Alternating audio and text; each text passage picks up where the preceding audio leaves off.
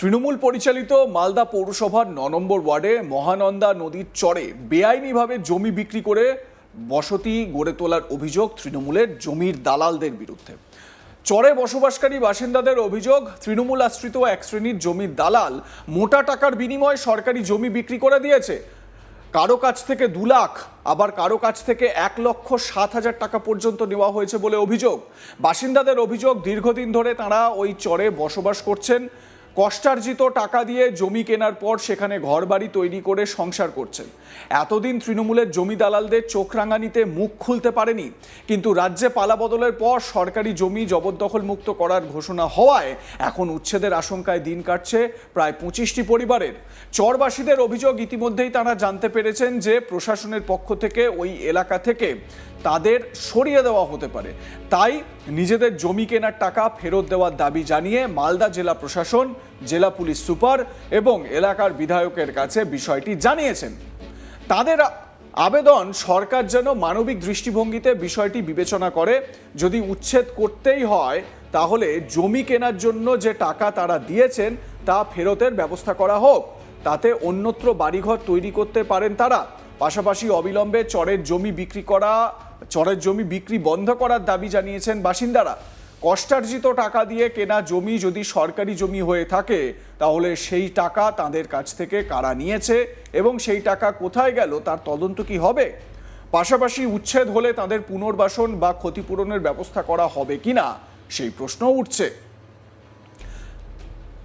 ওই এলাকার মানুষ, এলাকাবাসী, তারা কি বলছেন আমরা কথা বলেছিলাম এরকম কয়েকজনই, ঝুমা রজক, মৌসুমী কর্মকার, সঞ্জয় মণ্ডলদের সঙ্গে।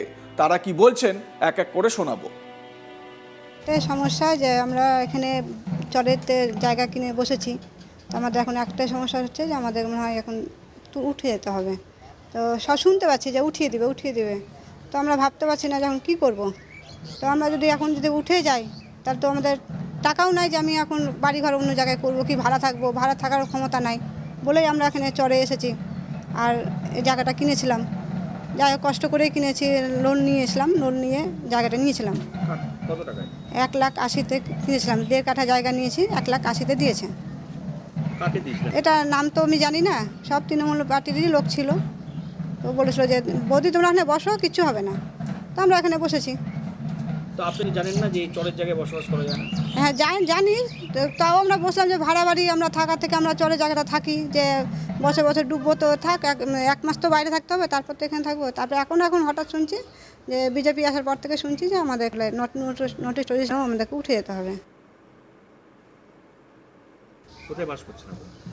নদীর চরে। কত বছর ধরে করছেন? 12-13 বছর। এখানে থাকছেন? হ্যাঁ। কি বলেছিল, কার কাছ থেকে জায়গা নিয়েছিলেন? অনিল, স্থানীয় লোকের কাছে।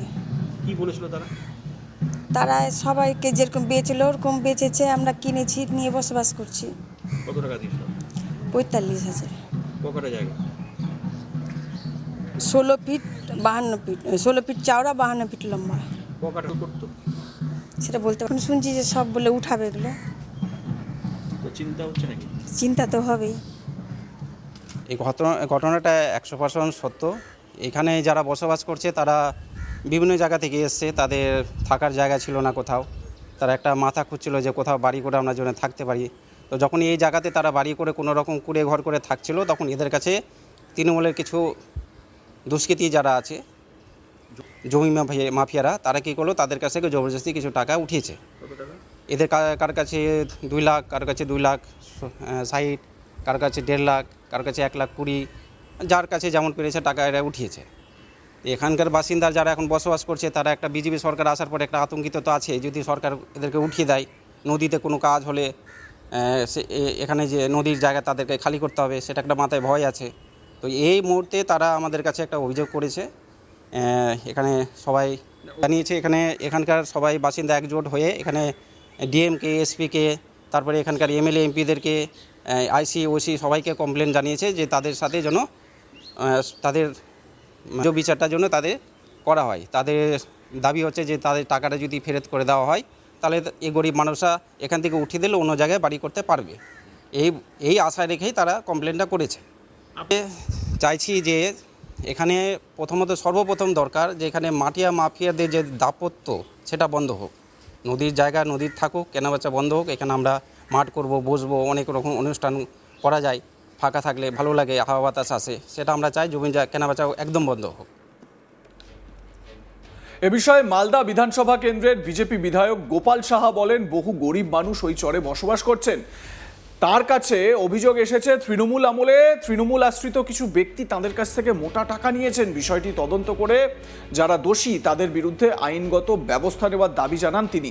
একই সঙ্গে চরে বসবাসকারী সাধারণ মানুষের পাশে থাকার বার্তা দেন বা আশ্বাস দেন বিধায়ক। কি বলছেন বিজেপি বিধায়ক গোপাল সাহা, শোনাবো। বহু গরিব মানুষ আছে যারা ভূমিহীন আছেন, গৃহহীন আছেন, তারা বিভিন্নভাবে বসবাস করছেন। কিন্তু এই অভিযোগটা আমি শুনলাম, তাদের কাছে টাকা নেওয়া হয়েছে 1.5 লাখ 2 লাখ টাকা। সেটা ঠিক হয়নি। তৃণমূল রাজত্বে তো একটাই কাজ ছিল তৃণমূল নেতাদের, কীভাবে কাটমানি নেওয়া যায়, কীভাবে কালেকশন করা যায়, সেটা করেছে। আমি প্রশাসনকে বলবো, এই অভিযোগ আমার কাছেও এসছে, প্রশাসনকে বলবো এই বিষয়ে ইনকোয়ারি করে যারা দোষী আছে, দোষী ব্যক্তিদের বিরুদ্ধে যাতে আইনগত ব্যবস্থা নেওয়া হয়, তাদের যাতে পানিশমেন্টের ব্যবস্থা করা হয়। তো অবশ্যই গৃহের ব্যবস্থা এবং ভূমির ব্যবস্থা করা উচিত, এবং তারা যাতে উপযুক্ত জায়গাতে জমি পেয়ে তারা বাড়ি করতে পারে, সেই বিষয়ে আমাদের ব্যবস্থা নিতে হবে। প্রশাসনকে ব্যবস্থা নেওয়া উচিত সেটা। তৃণমূল নেতারা কি বিক্রি করেনি, পায়খানাও বিক্রি করেছে। 12,000 টাকা গরিব মানুষের পাওয়ার কথা। আমাদের আয়ুষ্মান ভারত আমাদের স্বচ্ছ ভারত যে মিশন প্রকল্প আছে, সেই স্বচ্ছ ভারত মিশন প্রকল্পে 12,000 টাকা গরিব মানুষের পাওয়ার কথা, সেটাও পায়নি, সেখানেও মেরেছে, মানে পায়খানাও মেরেছে। চরম দুর্নীতি হয়েছে। বহু তৃণমূল নেতা জেলে যাচ্ছে, এখনও বহু যাবে। যারা চুরি করেছে তারা কেউ নিস্তার পাবে না। অন্যদিকে এই অভিযোগ অস্বীকার করে মালদা জেলা তৃণমূল কংগ্রেস নেতা বিশ্বজিৎ ঘোষ মহানন্দা নদীর চরে কেউ আইনিভাবে জমি কিনতে পারেন না বলে দাবি করেছেন। কি বলছেন তিনি, শোনাবো। বহু গরিব মানুষ আছে যারা ভূমিহীন। দেখুন, আমিও শুনেছি ওল্ড মালদার 9 নম্বর ওয়ার্ডের নদীর ধারে যে জমি ছিল, সরকারি জমি, সেই জমি যারা কিনে বাড়ি বানিয়েছেন তারা অভিযোগ তারা পয়সা জায়গা কিনেছেন। প্রথমত তাদের জানা উচিত ছিল ওটা সরকারি জায়গা। সরকারি জায়গা কেউ কিনতে পারে না, কেউ বিক্রি করতে পারে না। তারা বলছে যে তৃণমূলের জমি মাফিয়া বা তৃণমূলের যারা নেতা তাদের কাছ থেকে তারা কিনেছেন। দেখুন, তৃণমূল কংগ্রেস কাউকে বলেনি যে আপনারা সরকারি জমি বিক্রি করুন। যদি তারা বিক্রি করে থাকে আর আপনারা যদি প্রশাসনকে অভিযোগ করে থাকেন, তাহলে প্রশাসন নিশ্চয়ই তদন্ত করবে। তদন্ত করার পর আইন প্রক্রিয়ার ব্যবস্থা নেবে। যারা জমি বিক্রি করেছে তারা যেমনি দোষী, যারা জমি কিনেছে তারাও তেমনি দোষী। সরকারি জমিতে কেউ বাড়ি বাঁধতে পারে না, আর কেউ সরকারি জায়গা বিক্রিও করতে পারে না। আপনাদের মতামত জানান, দেখতে থাকুন আজ তাক বাংলা, সাবস্ক্রাইব করুন ইউটিউব চ্যানেলটি।